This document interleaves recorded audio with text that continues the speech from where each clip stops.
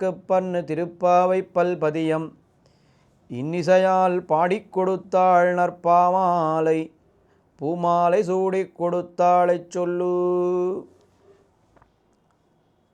கோயில் காப்பான் வாயில் காப்பான் ஆகியோரிடத்திலே அனுமதியை பெற்றுக்கொண்ட கோபிகைகள் கண்ணபிரானை எழுப்ப வேண்டும் என்று அவனுடைய திருமாளிகைக்குள்ளே வருகிறார்கள்.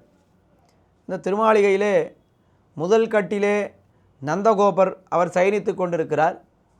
இரண்டாவது கட்டிலே யசோதை பிராட்டி சயனித்து கொண்டிருக்கிறாள். மூன்றாவது கட்டிலே கண்ணபிரான் சயனித்து கொண்டிருக்கிறான்.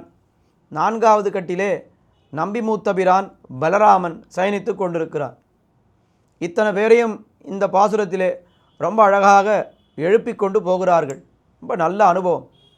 அம்பரமே தண்ணீரே சோரே அறம் செய்யும் எம்பெருமான் நந்தகோபாலா எழுந்திராயி கொம்பனார்க்கெல்லாம் கொழுந்தே குலவிளக்கே எம்பெருமாட்டி யசோதாய் அறிவுராயி அம்பரம் உடறுத்தோங்கி உலகளந்த உம்பர் கோமானே உறங்காதெழுந்திராயி செம்பொற்கடலடி செல்வா பலதேவா உம்பியும் நீயும் உறங்கேலோர் எம்பாவாயி.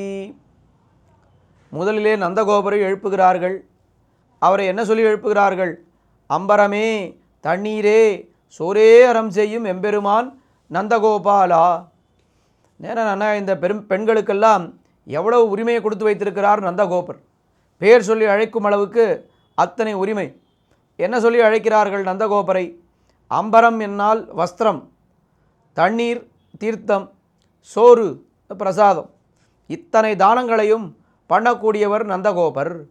அதுவும் எப்படி இருக்குன்னா, அவர் வஸ்திரதானம் பண்ணார்னா இவர் வஸ்திரதானமே பண்ணி பழக்கப்பட்டவர். இது ஒன்று தான் இவருக்கு தெரியும் போல் இருக்குன்னு சொல்லும்படியாக அப்படி பண்ணுவாராம். அதனால் அம்பரம் தண்ணீர் சோறு அறம் செய்யும்னு சொல்லாமல் அம்பரமே தண்ணீரே சோரே என்று வஸ்திரதானம் பண்ணால் அப்படி பண்ணுவார். தண்ணீர் தீர்த்ததானம் பண்ணால் அப்படி பண்ணுவார். சோறு என்ன பிரசாதங்களை எல்லாம் அவர் தானம் பண்ணார். அது ரொம்ப விசேஷமாக இருக்கும். அம்பரம் தண்ணீர் சோறு என்ன எல்லாவற்றையும் எம்பெருமான் நந்தகோபாலன் தானம் பண்ணுகிறார். ஆனால் எங்களுக்கு எல்லாமும் யாருன்னா அம்பரமாகவும் தண்ணீராகவும் சோறாகவும் இருப்பவன் கண்ணபிரான். அவனை எங்களுக்கு தானம் பண்ணால் ஆகாதோ என்று ரொம்ப அழகாக கேட்கிறார்களாம் வெளியிலே இருப்பவர்கள். அப்படியா? முதலிலே நந்தகோபாலா எழுந்திராய், முதலிலே நந்தகோபரை எழுப்புகிறார்கள். ஏனென்றால் வேதம் வல்லார்களை கொண்டு விண்ணோர் பெருமாம் திருப்பாதம் பணிந்து என்கிற கிரமம். இவர்களெல்லாம் விண்ணோர்கள், நித்தியசூரிகள், எம்பெருமானுக்கு காப்பாக கண்ணபிரானுக்கு காப்பாக இருப்பவர்கள் எல்லாரும் நித்தியசூரிகளுக்கு சமம். அதனால் விண்ணோர் பெருமாம் திருப்பாதம் பணிந்து விண்ணவர்களான நந்தகோபர் இவரை முதலில் எழுப்பினார்கள். அடுத்தது அவர் என்ன பண்ணார்? எழுந்திருந்து கண்ணசேவாலே இவர்களை உள்ளே அனுமதித்தார் நந்தகோபர். அடுத்த கட்டிலே யசோதை பிராட்டி அவள் சயனித்து கொண்டிருக்கிறாள். அவளை எப்படி எழுப்பினார்கள்? கொம்பனார்க்கெல்லாம் கொழுந்தே குலவிளக்கே எம்பெருமாட்டி யசோதாய் அறிவுராய். கொம்பனார்க்கெல்லாம் கொழுந்தே, பெண்களுக்குள்ளே ரொம்ப தலை சிறந்தவளே. ஒரு கொம்பு வாடியதுன்னா அது முதலிலே கொழுந்திலே நன்னா தெரிந்துவிடும். இப்போ இத்தனை பேர் நாங்கள் வாடிக்கொண்டிருக்கிறோம் கண்ணனை பிரிந்து, ஆனால் நீ நன்னாக உறங்கி கொண்டிருக்கிறாயே, நீ எழுந்திருக்க வேண்டாமா? எழுந்திருந்து எங்களுடைய துக்கத்தை போக்க வேண்டாமா என அப்படி கேட்கிறார்கள். பெண்களுக்குள்ளே தலை சிறந்தவள் யசோதை என்று அது ரொம்ப சாதாரண அர்த்தம். ஆனால் எப்பேற்பட்ட பெண்களுக்குள்ளே? எம்பெருமானை பிள்ளையாக பெற்ற பெண்களுக்குள்ளே ரொம்ப தலை சிறந்தவர்கள். பாருங்கள், எம்பெருமான் எத்தனையோ பேருக்கு பிள்ளையாக பிறந்தான். அத்தனை பேருக்கும் மிஞ்சியது துக்கம்தான். ஒரு கௌசல்யைக்கு துக்கம், தேவகிக்கு துக்கம், வாமனனை பெற்றாள் அவனுடைய தாயாருக்கு துக்கம், பரசுராமனை பெற்றாள் அவள் தாயனுடைய கழுத்தையே வெட்டிவிட்டார். அப்போ எம்பெருமானை பெற்ற பெண்களுக்குள்ளே தலை சிறந்தவளாக ஒப்பற்றவள் யார் என்னால் யசோதை பிராட்டி. எல்லாம் தெய்வநங்கை யசோதை பெத்தாளே என்று தேவகி புலம்பினாள். ஞாலத்து புத்திரனை பெத்தார் நங்கமீர் நானே மத்தாரும் இல்லை என்று யசோதையும் ரொம்ப பெருமதோத்த கூறிக்கொள்கிறாள். அப்படி கொம்பனார்க்கெல்லாம் கொழுந்தே குலவிளக்கே எம்பெருமாட்டி யசோதாய் அறிவுராய். நீ வெறுமை உணர்ந்தாலே போதும். நந்தகோபராவது எழுந்திராயின்னு சொன்னான். ஆனால் யசோதை பிராட்டியை பார்த்து நீ எழுந்திராய்னு சொல்லவே இல்லை, அறிவுராய், நீ வெறுமை உணர்ந்தாலே எங்களுடைய காரியம் நடந்துவிடும் ஏன்னா அப்படி ரொம்ப அழகாக நந்தகோபரை முதலிலே எழுப்பினார்கள். அடுத்த கட்டிலே யசோதை பிராட்டி அவளை எழுப்பினார்கள். அவளும் கண் விழித்தாள். அடுத்தபடியாக சயனித்து கொண்டிருப்பவர் கண்ணபிரான், அவனை எழுப்பினார்கள். என்ன சொல்லி எழுப்பினார்கள்? கண்ணனே எழுந்திரு, கண்ணன் செய்த சேஷ்டிதங்களை எல்லாம் சொல்லி எழுப்பியிருக்கலாம்.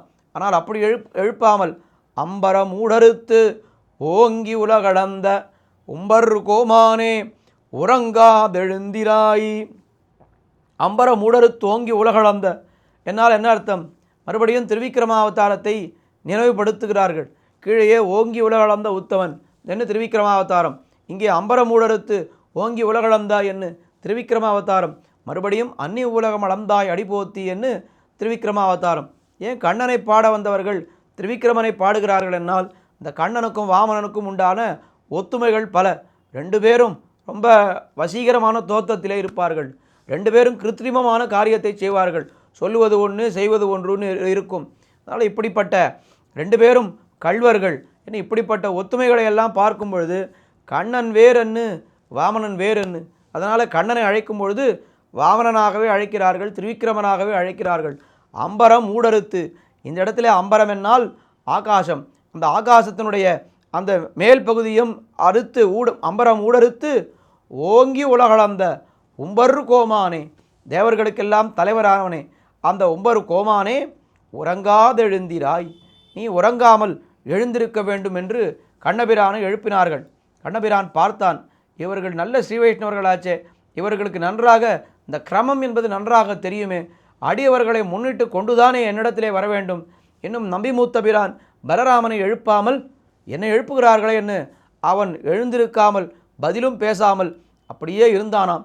உடனே இவர்கள் புரிந்து கொண்டு விட்டார்கள்.